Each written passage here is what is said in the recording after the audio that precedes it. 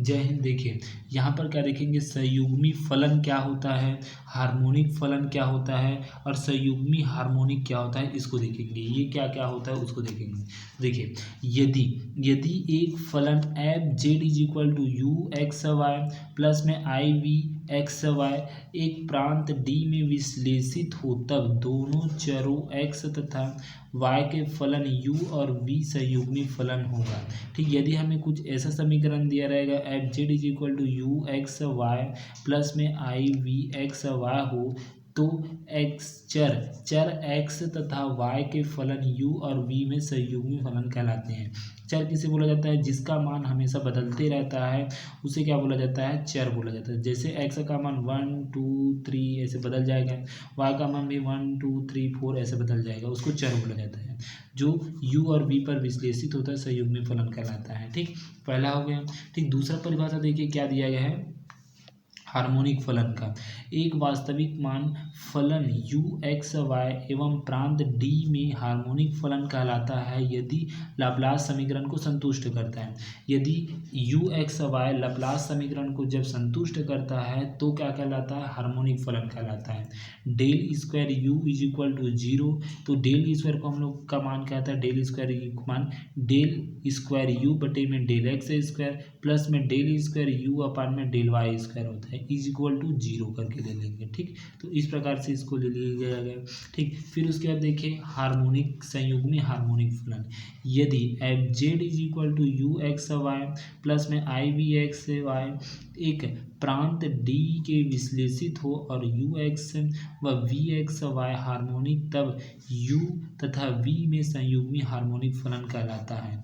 ठीक, यदि ऐसा समीकरण दिया जाता है, ऐसा समीकरण हमें दिया रहेगा तो यू एक्स वाई और वी एक्स वाई हार्मोनिक होगा। हार्मोनिक फलन क्या कहलाता है, जो लाप्लास समीकरण को संतुष्ट करता है उसका हार्मोनिक होगा, तो यू और वी संयुग्मी हार्मोनिक कहलाता है। ठीक, फर्स्ट हमें क्या कहलाता है, यदि वी और वी एक्स और वाई फलन u और v पर क्या होता है, विश्लेषित होता है तो क्या होता है, संयुग्मी फलन कहलाता है। दूसरा हार्मोनिक, जो लाप्लास रूपांतरण के समीकरण को पालन करता है उसको क्या कहलाता है, हार्मोनिक फलन कहलाता है।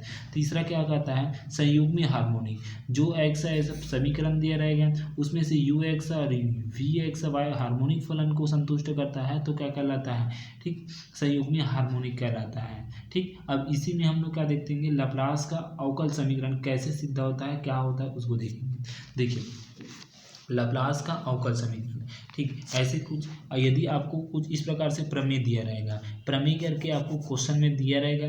ठीक, तो क्या दिया रहेगा, एक विश्लेषित फलन के वास्तविक एवं अधिक कल्पित भाग लाप्लास समीकरण को संतुष्ट करते हैं। ठीक, क्या बोल रहा है, एक विश्लेषित फलन किसे बोला जाता है, यू एक्स और वाई और वी और एक्स और वाई को क्या बोला जाता है, विश्लेषित फलन बोला जाता है।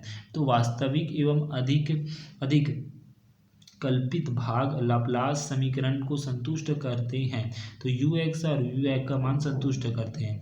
देखिए माना फलन F Z is equal to क्या लिया है, मान लीजिए हमारे पास f Z is equal to क्या दिया गया है, ठीक, f Z is equal to u plus में आई वी। ठीक, इस प्रकार से हमारे पास लेना पड़ेगा हम लोगों को कि माना हमारे पास कुछ इस प्रकार से है, किसी प्रांत डी में विश्लेषित है, तब कौशी रीमान समीकरण से हम लोग जानते हैं क्या होता है, डेल यू अपन में डेल एक्स है, इसको हम लोग सिद्ध कर चुके हैं। हम लोग जानते हैं कौशी रीमान समीकरण से डेल यू अपन में del x is equal to del we upon में डेल वाई होता है। ठीक, उसी प्रकार क्या होता है, डेल यू अपन में del Y is equal to क्या होता है, डे माइनस डेल वी अपन में डेल एक्स होता है। ठीक, प्लस की जगह यहाँ पर एक माइनस लग जाता है। ठीक, और यहाँ पर एक्स है, यहाँ पर वाई आ जाता है। ठीक, बस अदला बदली हो जाता है। ठीक, इस प्रकार से यहाँ पर होगा। ठीक, तो हमें दर्शाना है कि फलन का वास्तविक भाग व अधिकल्पित भाग लाप्लास समीकरण को संतुष्ट करता है। तो हमें क्या करना है, बताना है। क्वेश्चन में क्या किया है, लाप्लास समीकरण अधिकल्पित भाग को रूपांतरित समीकरण को संतुष्ट करना है करके हमें बताना है।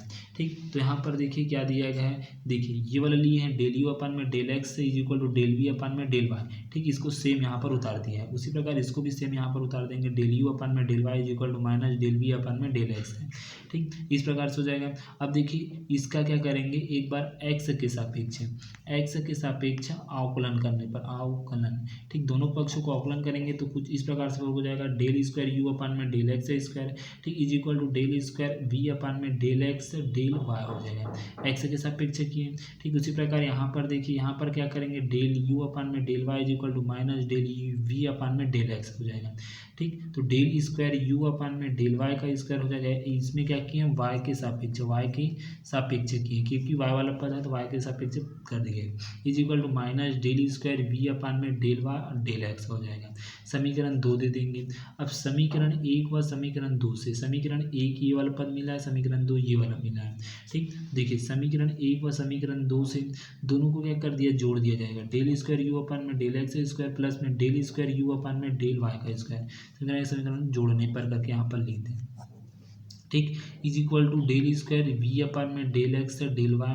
ठीक, फिर उसके बाद माइनस का minus del square u upon में डेल वाई डेल एक्स हो जाएगा। ठीक, दोनों को हम लोग जोड़ दिए हैं तो ठीक, ये वाला इसके साथ जुड़ जाएगा, ये वाला इसके साथ जुड़ जाएगा।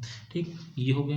तो del square U is equal to Y zero कैसे मिलेगा, देखिए ये वाला सेम दिख रहा है, ये वाला भी सेम दिख रहा है, दोनों को ऐसे काट दीजिए तो जीरो मिल जाएगा। और डेल का मान क्या था, इतना मान होता है, इतना मान होता है डेल का मान। जब हम लोग कौशी रीमान समीकरण में यहाँ पर परिभाषा पढ़े थे तो डेल का मान क्या होता है, इतना मान होता है। ठीक, तो इस प्रकार से del U is equal to zero होता है। अब देखिए इसी प्रकार से क्या लेंगे, डेल स्क्वायर वी अपान में डेल एक्स स्क्वायर प्लस में डेल स्क्वायर वी अपान में डेल वाई का square is equal to zero. तो del square v is equal to zero. इस प्रकार से ये लैप्लास समीकरण है, एक बार यू के लिए आया, एक बार वी के लिए आ जाएगा। ठीक, तो इस प्रकार से ये लैप्लास समीकरण है। ठीक, इस प्रकार से है।